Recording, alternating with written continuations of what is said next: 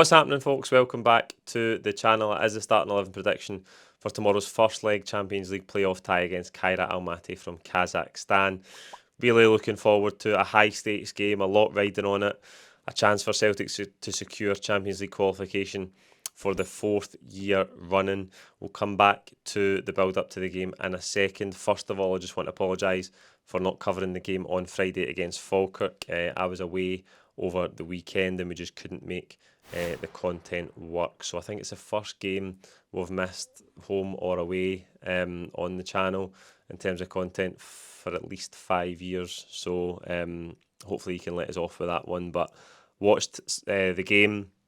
I think we did well. I think there was more changes than I thought there would be. I was obviously miles out with the starting 11, as I always am in those League Cup ties. But I thought we played some nice football, particularly second half. Some good goals. I think Johnson's goal was really good on his left foot. Great finish. Dane Murray gets a goal as well on the day he signed a new 4-year contract. I think all things considered in an early League Cup tie, making those changes, getting a comfortable win. Could have had more goals as well. I think it was a comfortable night for us. I think we played some nice football, but the big game is tomorrow night. And I suppose before we move on to looking at the lineup, I should discuss the latest transfer news and still the lack thereof. The latest transfer news, I think a fortnight ago or so, almost, I spoke to Brendan Rodgers in the build up to that Aberdeen game. And you'll remember when I came back from that and I made the video, I was a bit downbeat. And I'm still a bit downbeat because nothing's happened. We haven't signed any players. Brendan Rodgers is still answering the same questions, framed in a different way and worded slightly differently. And he's getting increasingly more frustrated with them. I think you could see even from the press conference today. And there's some good questions asked today, again, particularly from some of the fan media contributors that were there, around transfers and around how the club runs. But you can tell he's just sick of it because he has to answer all of these questions all the time. And he, as the manager and the coach, is frustrated that he doesn't have the players that he needs for this huge Champions League tie. And once again, we may well have a draw that is kind to us, that helps us navigate qualification relatively easily. Let's hope that's the case. There is a perception that this tie is like a pushover for Celtic, but I did see a tweet this morning looking at Celtic's record in Champions League qualifying ties since 2017, and it doesn't make for good reading. When we've had to qualify, we've played a lot of teams who you look at on paper and you think, well, we should beat them relatively easily, and a lot of them have put us out. So this tie is not without danger, it's not without pitfalls, but I do agree that we're heavy favourites and we've just got to go and perform over these two legs and hopefully secure that Champions League football again. But in terms of the transfer business, I think it's astonishing really. We're sitting here 2 weeks ago saying there's 4 weeks left and then there's 3 weeks left, now there's 2 weeks left.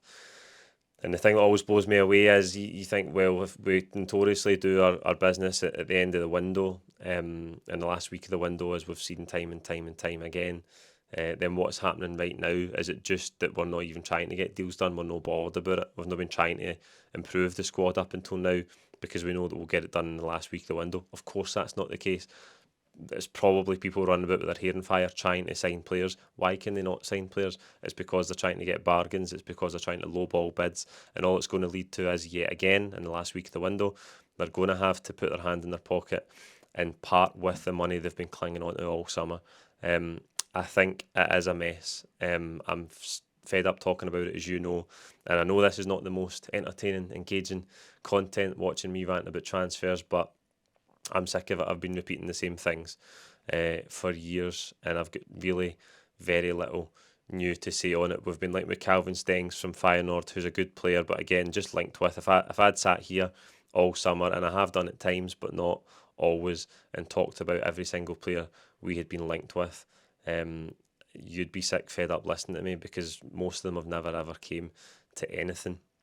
The last 48 hours has seen us linked with Jamie Vardy as well. If we sign Jamie Vardy, that's like the final nail in the coffin for Celtic's recruitment operation. Why would you sign a near 40-year-old striker in the middle of August who's without a club, hasn't had a pre-season? It just makes no sense. What that would say for the planning, the scouting, the operational level of the recruitment, the way that the club tries to do deals, what that would say for that would be a lot worse than actually anything else related to the transfer and whether you think Jamie Vardy could add something to this squad or not. That's not to say that Jamie Vardy's a bad player. Of course he's not. He's a great player. He's had a brilliant career, and may well add something to this Celtic squad at this stage in his career, even at this age. But at the end of the day, when there's a position that you've been crying out to strengthen, and you turn to a free agent in the middle of August, that would be again just Brendan Rodgers filling a hole and putting a sticking plaster on something because the club cannot get deals done. It's appalling, but we'll move on and focus on the game tomorrow. Let's hope that we can navigate this tie. Kairat and Almaty are obviously an unknown quantity. I don't think any of us know Kazakh football inside out. It's going to be interesting to see what kind of threat they pose tomorrow. Brendan seems confident and clear in the way that they play in terms of building out from the back, fullbacks going high and wingers coming inside. A similar style to even the one that we play and you see across European football. So it's going to be interesting to see how they try and navigate an away tie at Celtic Park tomorrow and whether their style might change and become a lot more defensive. That's to be seen. But for us, it's all about trying to play at the highest level possible and hopefully we can get a commanding lead. I think it's a difficult mindset for the players to be going out into a first leg and thinking, well, we need to win this 4 or 5-0. I don't think you can go out with that attitude, but if we play to a high level and perform, then hopefully we can get a lead as commanding as that. In goals, it will be Kasper Schmeichel. The one thing I did get right on Friday was that Sinisalo would come in and play. Again, decent performance, made a good save for Calvin Miller in the first half. You get that sense with Sinisalo that he's really confident. You don't really ever worry about him when he's playing, but there's no doubt it's going to be Kasper tomorrow. Back four, Johnston, Carter Vickers, Scales and Tierney. I don't think there's any chance that Trusty will get a nod. I think Tierney, hopefully he can give us more than 60-65 minutes. Hopefully he can build up to that. I don't know.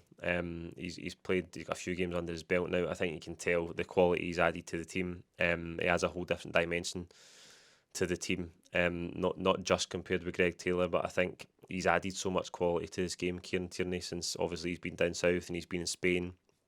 Really matured as a player. I think matured in the way that he uses the ball, the way that he passes it. He really is a top player and he's brought something to this Celtic team. In midfield, McGregor, Hatate, Negrin. Don't think there's any danger of changes in there. Engels came in and played on Friday. Really good set piece delivery, but I think Negrin on the ball from open play gives you a lot more. I think he receives it on the back foot a lot better. He's a lot more comfortable dribbling with the ball. I think all round he's a better player that from open play than Arnie Engels, and I think that's the midfield three that Brendan Rodgers wants to solidify as a first choice going forward, provided we can hold on to Rio for the rest of this window. I think that's the strongest midfield three. That brings us to the front three, where I think, again, we're so limited with options.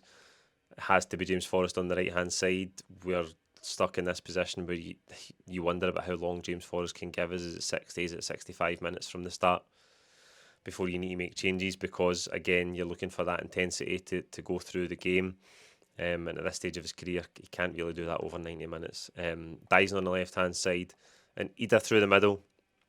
I think Johnny Kenny coming in on Friday kind of shows you where we're at up front. I think he's associated with Johnny Kenny. He signed that new contract. Bolton are interested in him.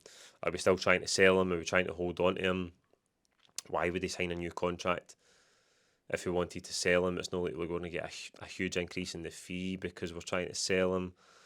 I don't think he's cut out to be a first choice Celtic striker in any way, shape or form.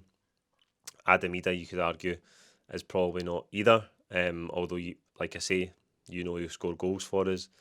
I'm just not sure he's got enough. And the jury's out on all these strikers. You look at Callum Osmond, who hasn't kicked a ball. I think he played for the B team last week, so he's not really in contention first team wise. Nobody really knows about Shin Yamada. How much is he going to be able to contribute this season? Brendan Rodgers confirmed today that Hayato Inamura's not in the Champions League squad because he's not at the level required. Ross Doohan was the third choice goalkeeper. We've signed 7 players and only 2 of them are able to contribute to the first team. That is where we're at. Like I say, it's appalling. And we need to get players in. Should we navigate this tie with these players? Yes, of course we should, but that's not really the point, is it? Let's see how the next couple of weeks unfolds.